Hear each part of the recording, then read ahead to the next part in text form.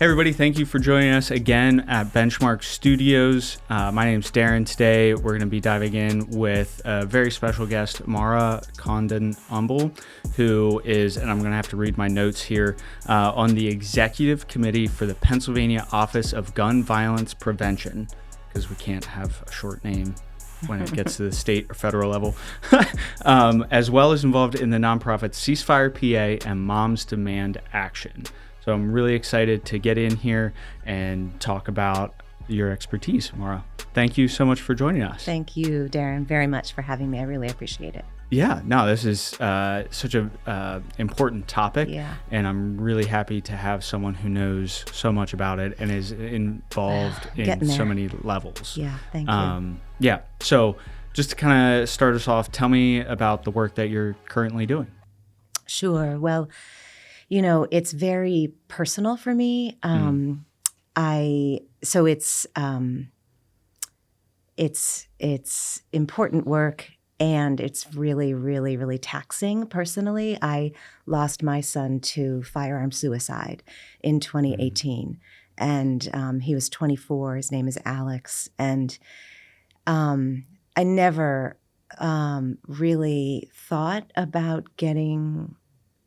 I wish I had thought about it before this became a personal story for me, but I never really, I've always been concerned about gun violence and about the culture of guns in this country, but I never put any effort into those worries or thoughts. And then we had this terrible, awful personal experience that kind of led me to figure out if there's a way that I can try to make a difference. It took me a few years after we lost Alex before I could even begin to contemplate that, because I was just, I still am a mess. But so Every Town for Gun Safety is the umbrella organization over Moms Demand Action, and Every Town for Gun Safety is a national organization, very well funded. Michael Bloomberg, former mayor of New York City, is a huge funder of it and very behind it, and so Moms Demand Action chapters are all over the country. And I had just started to, a few years ago, I had just started to dip my toe into Every Town for Gun Safety, just their website, which is really, really good and really very informative. And one day I was just kind of playing around. I got a text from them as you know, just a regular text with information. And it's something about it made me dig in a little bit. And I clicked in. I was like, oh, you can get involved locally. I didn't even know about Moms Demand Action yet. And I put in my zip code. And that very evening was a Moms Demand Action meeting happening 3 blocks from my house. Oh, wow. And I was like, okay, I'm gotta go to that. You know, it seemed just like this was meant to be, that I have to go to this meeting. And so didn't really know much about it, but the people there welcomed me so warmly, and really wanted to sort of hear my story and what brought me. And I've never walked into a new sort of situation like that and just been they just had their arms around me immediately. And so I quickly just joined up as a member there. Right. And just going to the monthly meetings and hearing all that they were doing. And then about, I don't know, maybe 8-10 months ago, I never know it's about flexible. time. Yeah, no, I have 2 young kids. Between having them and then COVID and everything else. It's a lot confusing. Over the last handful of years, I've lost track. Me too. And I think especially since we lost Alex, it's totally just a mishmash in my head. But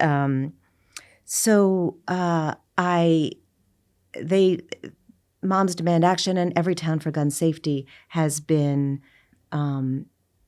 interested and concerned about firearm suicide as a very important piece of gun violence that we really need to pay attention to, because while a lot of areas of gun violence are decreasing, firearm suicide is increasing in most parts of our country and state and county. So they asked me if I would lead a new firearms suicide prevention awareness task force in our little local Moms Demand Action chapter. So we've gotten that off the ground, and we're just kind of figuring out what we're going to be doing there. I can tell you a little bit more and a little bit, if you want, about some of the work that we've been doing there. And then another kind of weird circumstance that brought me into CeaseFire was through Moms Demand Action, I learned about a press conference in Harrisburg at the Lieutenant Governor's office where it wasn't the initial announcement of the Office of Gun Violence Prevention, but it was, I forget exactly what step, maybe they got funding at that moment and they were doing a press conference, and I had never, and the invitation from Moms Demand Action was go to the press conference. We should all just be there with our red Moms Demand Action shirts on and just show our appreciation for this move that the state is doing. And so I went. I had no idea. I've never done anything like that before. I was emotional. I was nervous. I didn't know what to expect. Yeah. And weirdly, so unusually, I ended up during the press conference standing literally right next to the Lieutenant Governor, Austin Davis. While he was making his speech, I was standing there with my Moms Demand Action sign and my shirt, and I was so close to him and the podium that I could see him reading his notes, his speech. Okay. And as he went through his speech, I could read what was on his page before he was going to say it. I mean, I wasn't being overly weird or nosy. I was just, it was just, I was right there. It was just in my face. And as he turned to each page, I could see that there was not one mention of firearm suicide in his speech. And knowing, as I did by then, I didn't know it for my whole life, but knowing as I did by then that most gun deaths in this country are suicides. That is a stat that stunned me when I first learned it. I first learned it after we lost Alex to firearm suicide. And it's true in this country. It's true in Pennsylvania. Again, it's true in Lancaster County. And so I understand that suicide is sort of a category of gun violence that is maybe a little different. It's not criminal, but it's certainly violent, and it certainly is about guns and gun access and gun culture, and the lethal nature of guns all contributes to that fact that most gun deaths in this country are suicides. So, and in the state. So as I see that he wasn't going to mention firearm suicide, I was already nervous. I was already emotional. I was crying, during the press conference, during this thing. Sure. And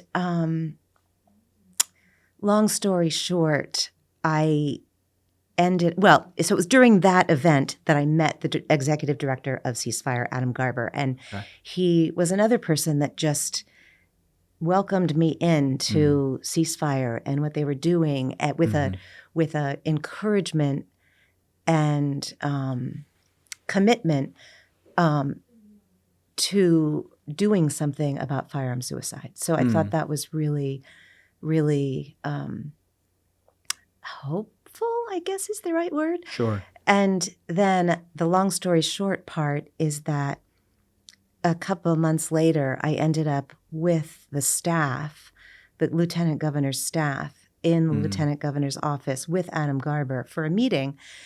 And I kind of told that story. Well, the reason I was there because they kind of knew the story of me, Adam, I guess. I don't know. There were a lot of reasons that they ended up, I guess, finding out about me and my disappointment, not just for myself, but for the whole world of people that are dealing with firearm suicide awareness and prevention. So the woman at the table who, there were a couple people from his staff, a woman at the table, after I sort of told my story, she said, Maura, I wrote that speech and I am so sorry. We messed up. Like, when do you hear somebody say stuff like that from the government? Yeah. And from then on, suicide has become, I'm not saying it was just due to me, like lots of factors for sure.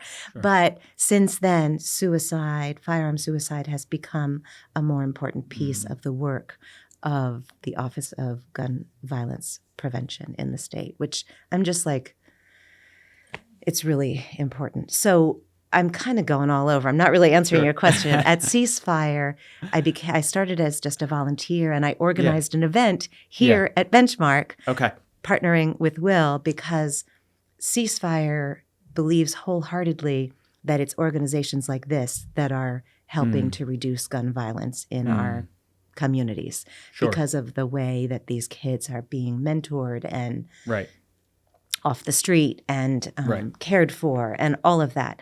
And I believe that's true. So we did an event here just to celebrate the work that Benchmark is doing, sort of on behalf of CeaseFire. It was terrific. We did it upstairs, and there was not a seat available, which I felt really good about that. And so I've done, and then I did an event with CeaseFire just in October last month, which focused specifically on firearm suicide prevention and awareness. And Pia Fenimore, who was just here in your podcast, was one of my panelists, as was Jay Brenneman, who's the director of firearm suicide prevention at CeaseFire. And Tracy Cutler facilitated the conversation. She's the executive vice president, I'm pretty sure is her title, at the Lancaster County Community Foundation. And I was on the panel as well to tell my story. And since then, I've become a candidate for the board at CeaseFire. They're going to vote on my candidacy like soon. And I'm hoping that will start in January. So I kind of ramped up quickly with CeaseFire. And then the Office of Gun Violence Prevention in Harrisburg is pretty brand new, and we had our first meeting, which was in person in Harrisburg a couple months ago, and it was again sort of a moment where firearm suicide gained a certain level of importance in that conversation that is just so incredibly moving for me to witness and be a part of. Sure. So I'd like to maybe zoom out just a little bit. You've mentioned in the work you do suicide. You've mentioned Dr. Fenimore, who is a pediatrician. You've mentioned Benchmark Program, which is a nonprofit that works with high-risk youth. I think when a lot of people, specifically gun owners, hear gun violence prevention and everything, they don't necessarily think of suicide. They think you're coming to take the firearms. Can you maybe speak to that delineation a little bit, and in the work you're doing, how you're bringing along the owners of firearms in this work? Yeah, that's the hard part, right? Yeah, because I think even though Moms Demand Action, CeaseFire Pennsylvania, it is truly about gun safety. I don't think anybody in those organizations are interested in taking guns away. That's just not going to happen. It's impossible in this country. However, so where it kind of comes together is, one example of what Pia Fenimore is working on and what Moms Demand Action, and like everybody believes that not everybody, many of the organizations that I'm involved with believe that safe gun storage, secure gun storage is a key piece of the safety Sure. of getting towards safety. Because if if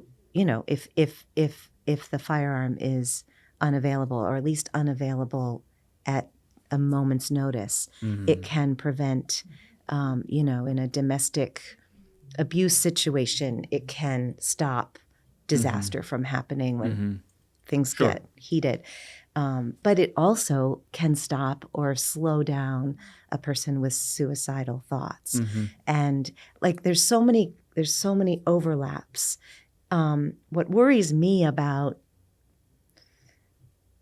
I continue to be worried, even if we have more secure gun storage in our area or in our state, I still worry about the gun owner who has access to that weapon, because another stat that is just incredibly meaningful and important to know is that a gun in the house increases the likelihood of suicide in that house by 3 times. 3 times. Wow. Yeah. So, sometimes that is an unsecure weapon that maybe a teenager will find and use. But sometimes it's the gun owner who can use their fingerprint or unlocks the gun because they can. It's just such a lethal weapon. And,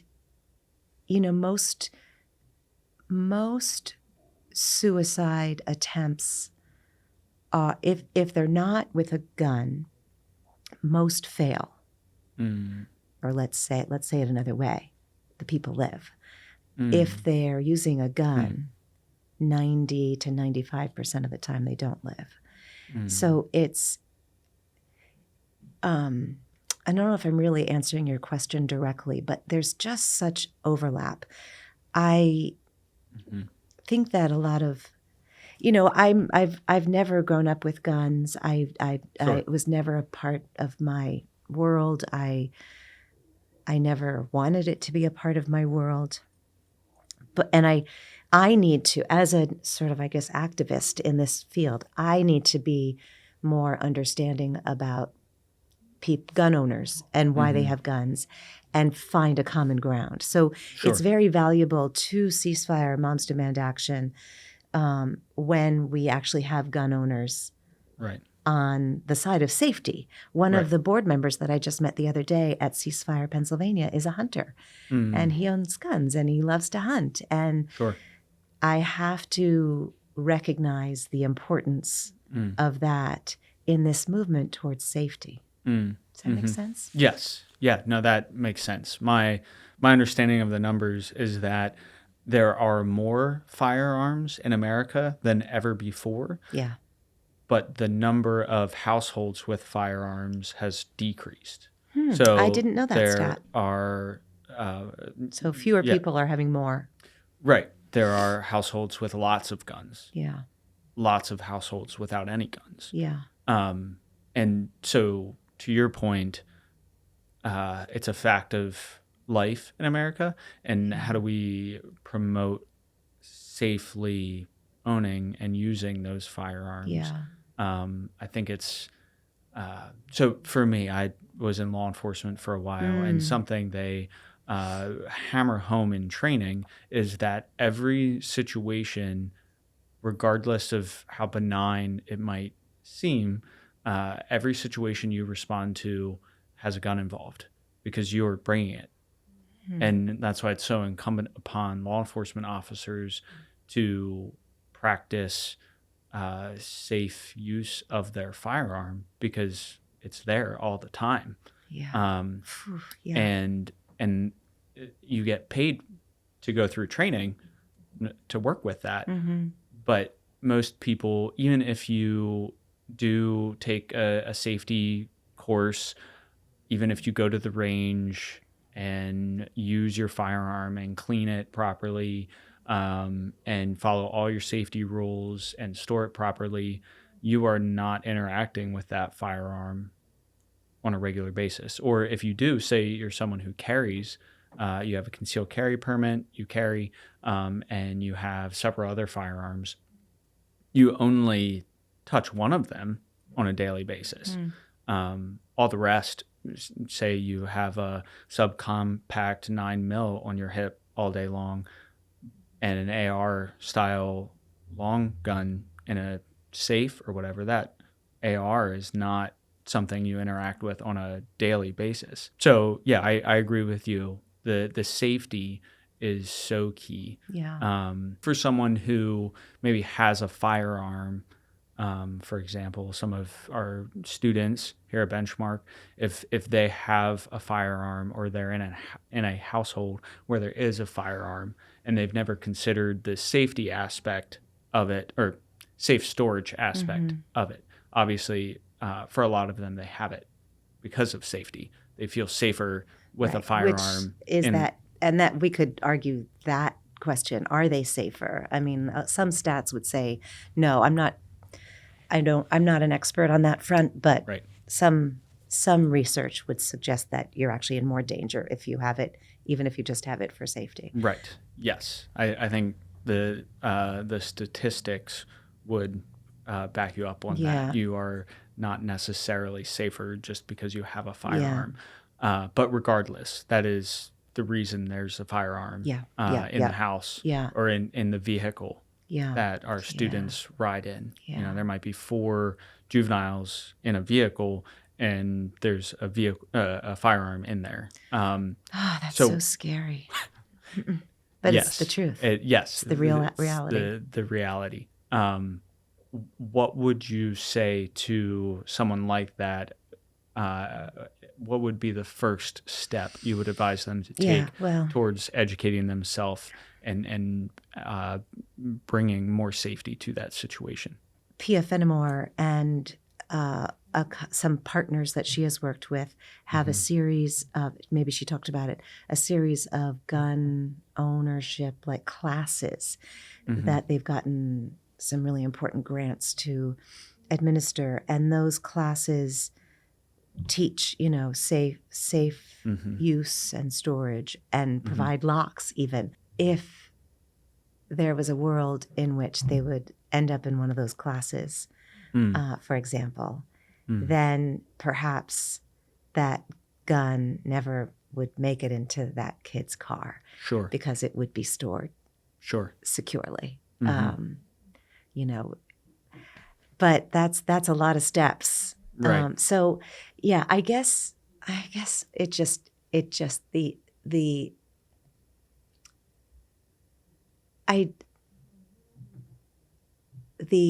lethal nature of what they have in their hand. I do benchmark kids, do people in general recognize the lethal nature of that thing? I think that in a heated moment, if that's what you're going for, lives are going to end. People's families are going to be ruined.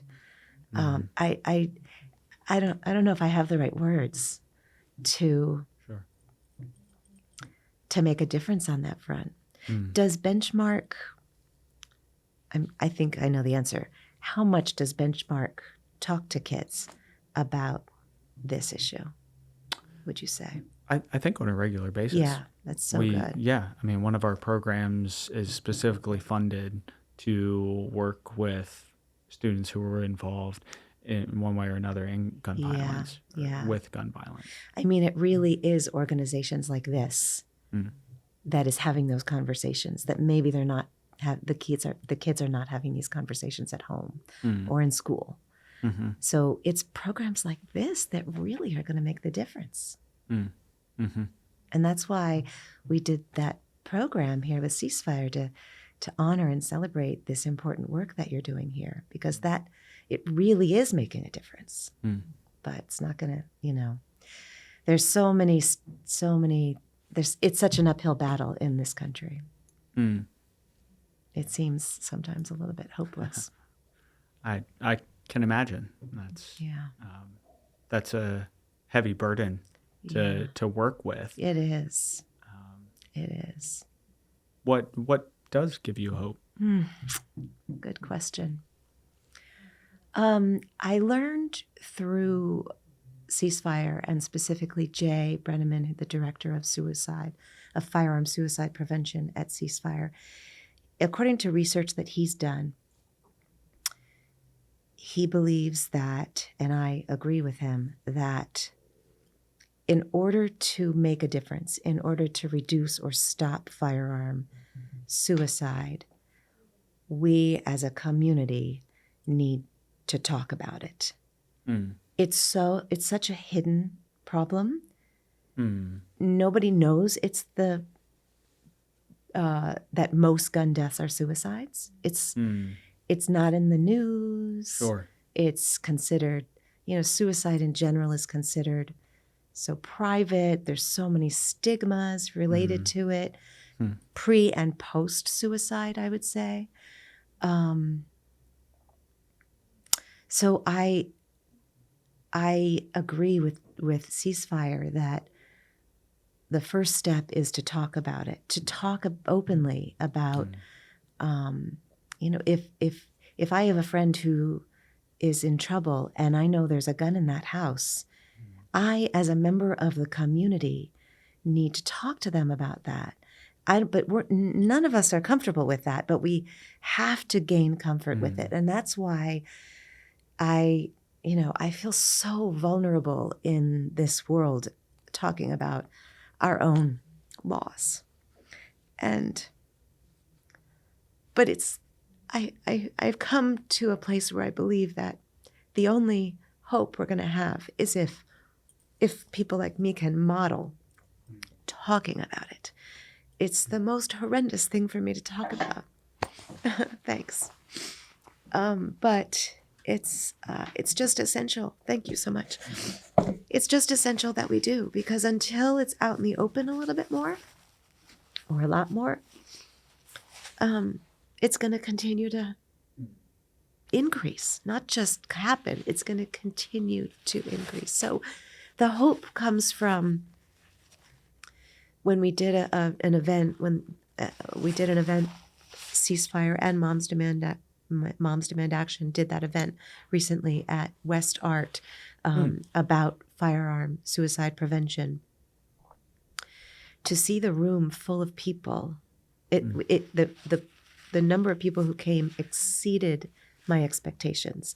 Originally, when I was in the beginning of organizing it, I thought, okay, if we have 75 people in that room, that would be a win. But then the registrations, the RSVPs were coming in slowly, and I was losing hope. And then, so we set up 50 chairs, and then we needed more chairs, and then we needed more chairs. And that gave me hope that through the pain and suffering that I'm expressing in telling my story, that if it can help people talk about it and end up preventing other families from going through what we've gone through. I guess that's where the hope is for me. Yeah. Well, we all need to find something. We do. Because, I agree with you. It is, it's like any other difficult topic. The more you can talk about it and normalize talking about it. Exactly. That's the only way that having those conversations is the only way that we're going to create change or create progress in our community. I heard some expert on a webinar recently say, I wish I could name who that person was, but he said, asking if someone is considering suicide should be as easy or as normal, your word normalized, normal, as asking for somebody to pass the salt. I mean, we're a long way from there. Yeah. But normalizing these conversations is where we have to get to. Right. So if I am willing, say I have a friend that I'm willing to ask that kind of question with, what are some signs I should be looking for that might signal to me that Yeah. suicide or just suicidal ideations Yeah. might be happening for them. I'm far from a mental health expert, but and really my experience with my own son, because he was depressed. We didn't see this coming, but he was certainly depressed. And I think his symptoms were not. It's hard to know that it's hard to know the difference between like where depression turns into suicidal ideation. Right. And I think the only way to figure that out is to ask questions. So I think our role, if there's sign of depression, I guess, which I think most of us know what that is, sleeping a lot, maybe not eating properly, withdrawing from their social lives, not thriving, then I think it's up to that person's loved ones, friends, family, to start really asking those very direct questions. Have you thought about harming yourself? Have you thought about killing yourself? Do you have a plan? Is there access to a gun in your? I never thought about a gun. In our own situation, we did not have a gun in the house. My son must have done. I don't know. I don't know if he just maybe realized or knew that he wanted to end his life and realized that a gun was the most sure way to do that. And so on a Thursday, he went online and created an account with a gun store in the area. On a Friday, he paid for the gun online. On Saturday, he went and picked up the gun at the store, and overnight, Monday into Tuesday, he used it. And I think that's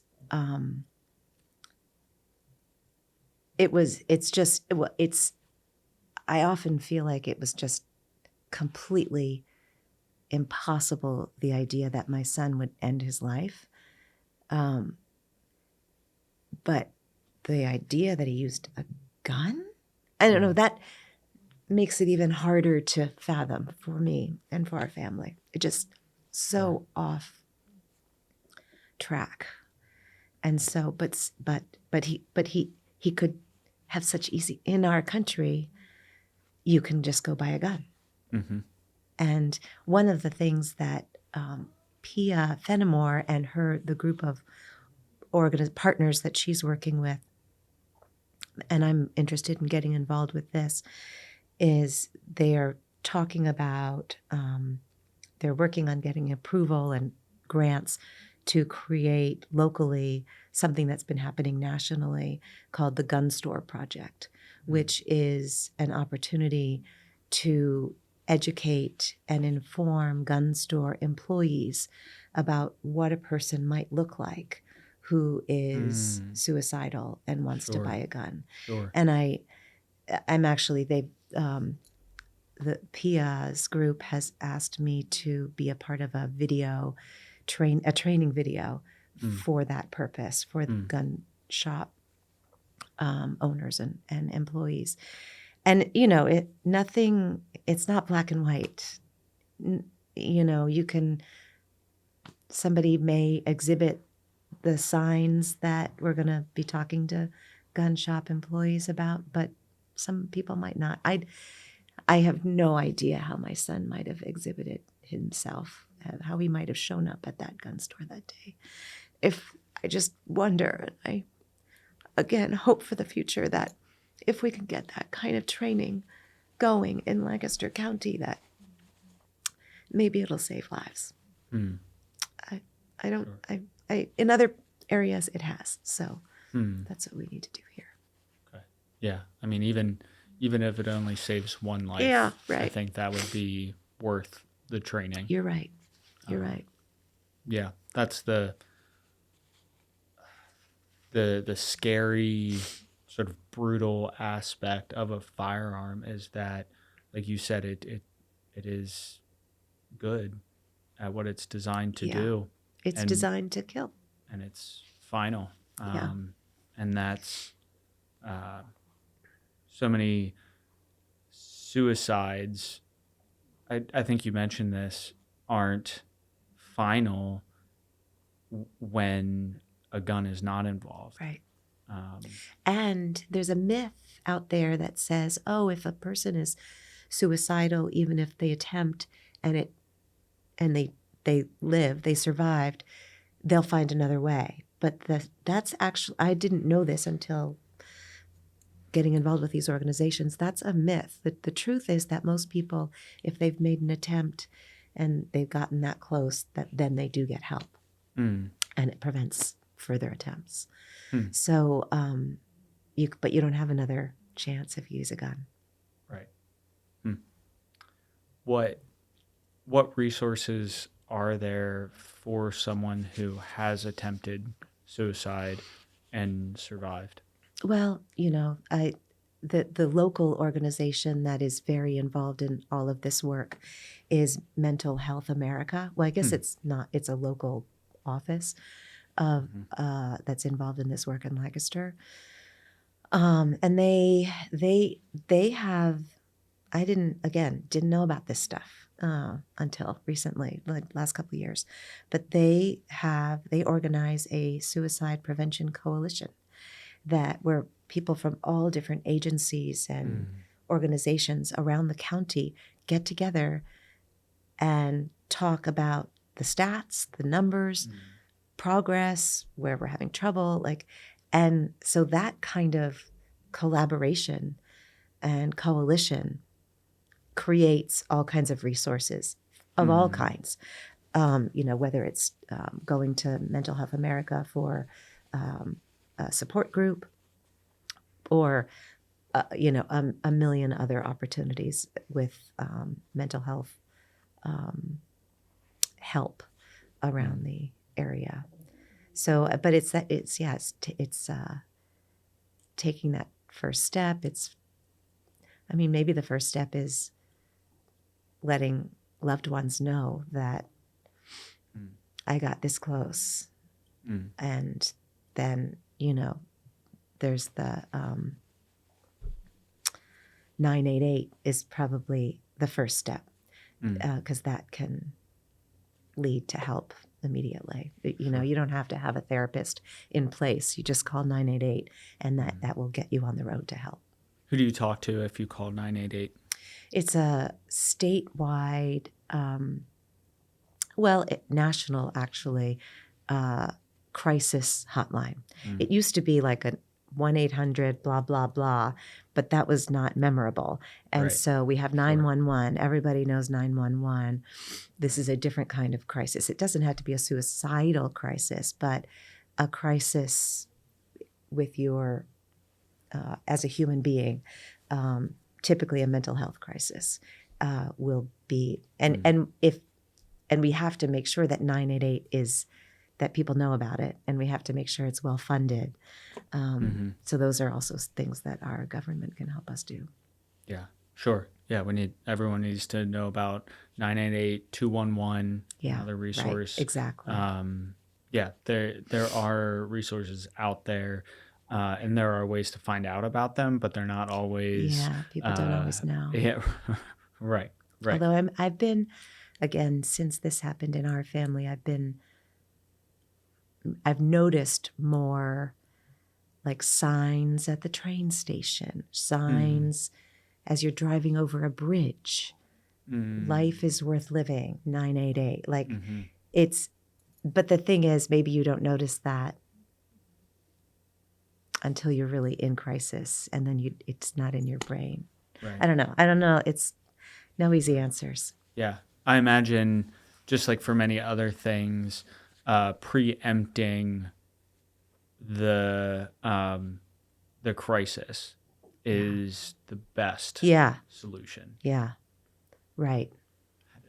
like you said, having people who you trust to talk to about this Yeah. before you're anywhere near it. Right. Like if you just start feeling depressed, Right. or not even that, just not feeling right, Yeah. not Yeah. feeling yourself. Yeah. Those are times where you need a supportive network, Yeah. Yeah. before it, snowballs. Yeah, Or- exactly. And then, as we've been saying, if you don't get that help and if there's a gun nearby, Mm. the momentary thought that you don't want to go on, the easy access to a gun is just going to Sure. have disastrous results. Would you say that the majority of suicide attempts are impulsive? That's what the research suggests. Mm. You break up with a boyfriend, girlfriend, you lose your job. So I think my son was actually not the norm in suicide, because I think that a long depression isn't always the thing that leads to suicide. I think more often it is just what you said, an impulsive decision based on something that really bad that happens. And maybe it's a series of really bad things, but I think impulsivity is definitely a big part of the problem. Okay.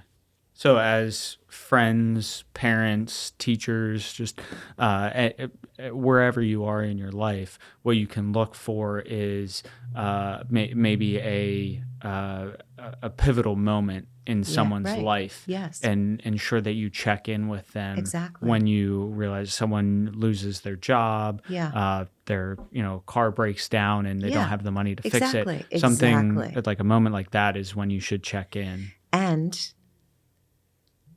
make sure they don't have access to a gun. Mm-hmm. I mean, it's not simple, but it's almost as simple as that. Mm-hmm. Sadly. But so many people do. There's a law that I'm hoping Pennsylvania will pass one of these years, called ERPO, Extreme Risk Protection Order Law. Pennsylvania keeps voting it down. Other states have it. And it's a longer story than this, but in its simplest form, a family member or a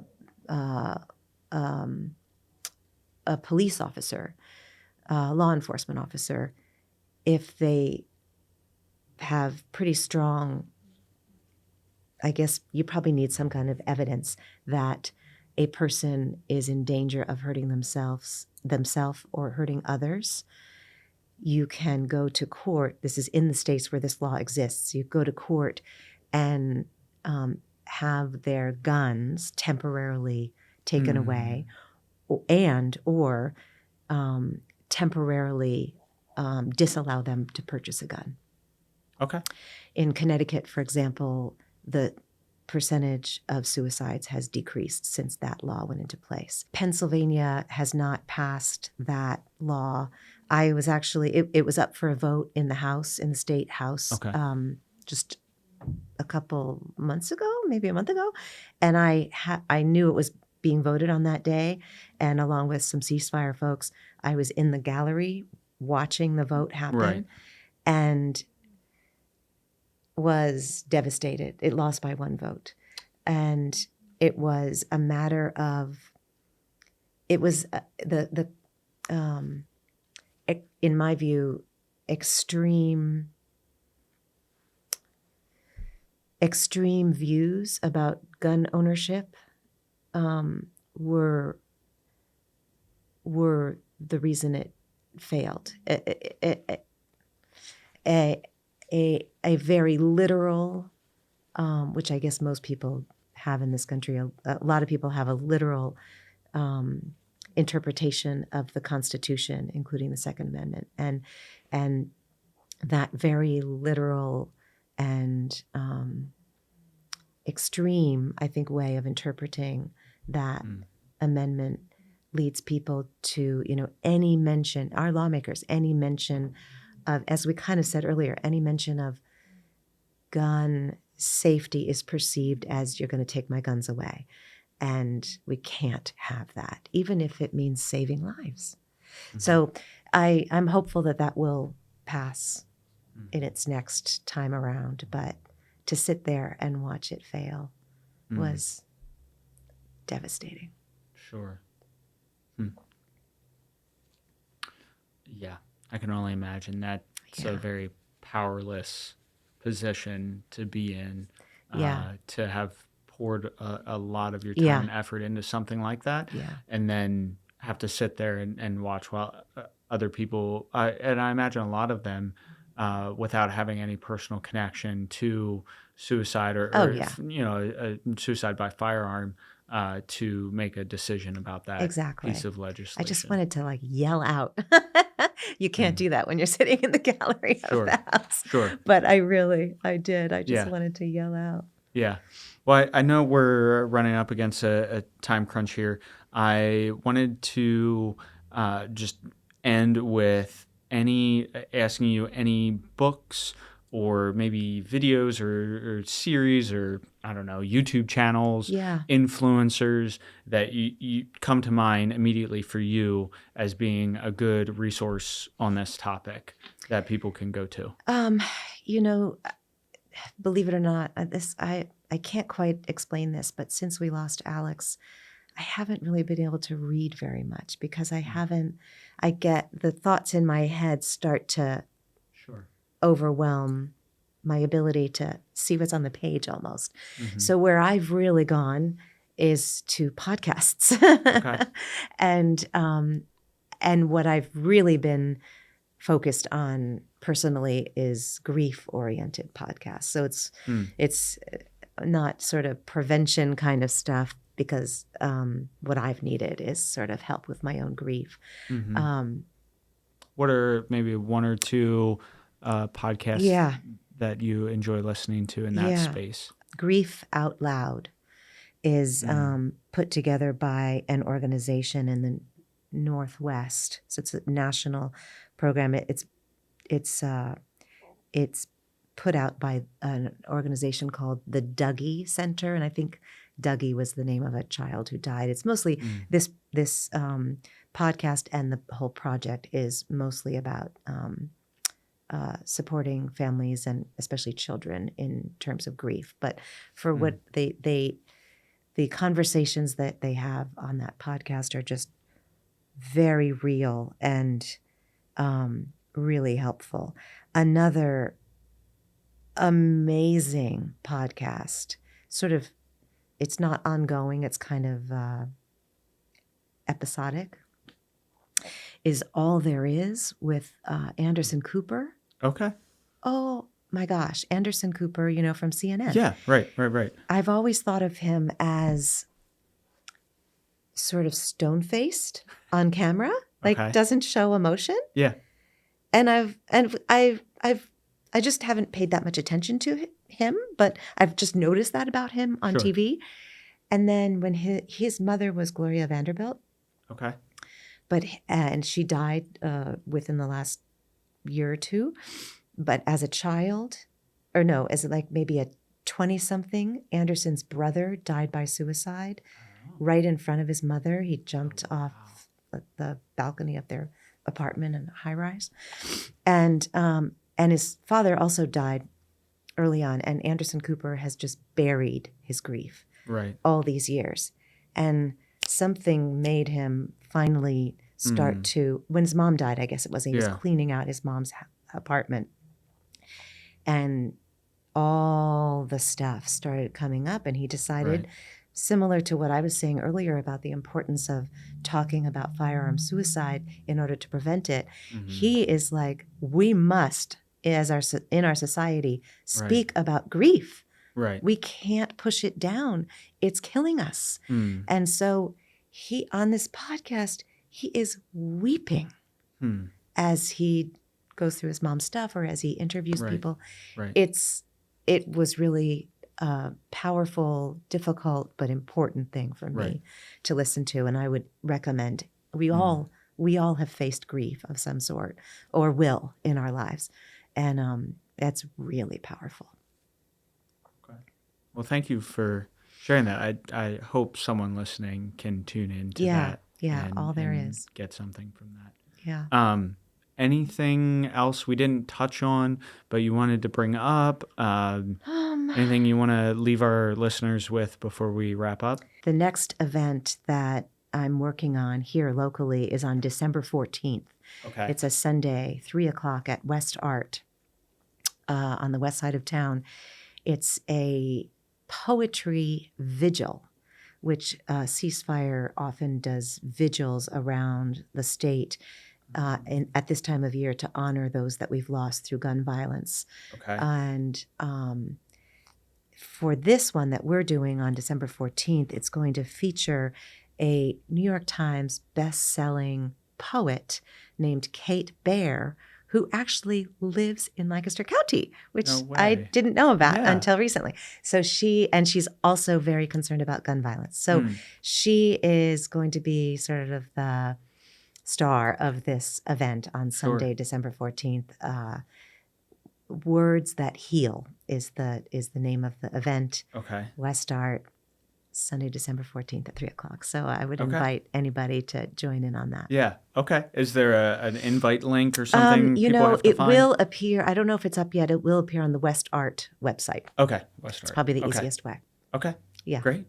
Well, thank you so much, Thank you, Maura. I Darren. really appreciate you taking the time to sit here and share your story. And I really hope our listeners tune in and take something from this. Well, we If appreciate anyone has any questions or follow up, is there a specific way to get in touch with you, or should they go through us? I'm happy for people to send me an email. Okay. Okay. Do you want me to say what my email address Yes. is now? It's a little bit long. My name is Maura Condon-Umble, as you said, Darren, and my email is mcondonumble@gmail.com. Okay. Yeah, I'm happy to hear from anybody. Sure. I don't know if I have any special wisdom, but I'm just eager to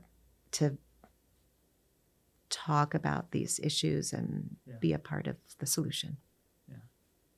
Well, again, thank you for your time. Thank you for you. all the work you're doing and just the emotional strength that it takes to do that. I can't even begin to comprehend.